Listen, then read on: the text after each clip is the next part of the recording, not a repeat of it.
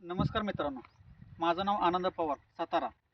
आज आम्ही तेलंगणामध्ये आरमोड तालुक्यामध्ये अंकापूर गावामध्ये सर्वेसाठी आलेलो आहे. हळदी संदर्भात पिकाची पाहणी करण्यासाठी आलो आहे. आज आम्ही सातारा, सांगली, कोल्हापूर, नांदेड या एरियामध्ये हळदीची पाहणी केली व तेथील हळदीविषयक सर्व तपासणी करता असे निदर्शनास आले की हळदीमध्ये उत्पन्नाची घट सर्वत्र आहे. तसेच आज ह्या गावामध्ये व्हिजिट करता अंकापूरमध्ये तेथील हळदीची परिस्थिती पाहता व सर्व इथे आम्हाला हळदीमध्ये उत्पन्नात घट दिसली आहे. तर तसेच आमची पुढील माहिती जनार्दन आंबोरे बसमत येथील ही माहिती समोर पुढील देतील. नमस्कार, मी जनार्दन आंबोरे.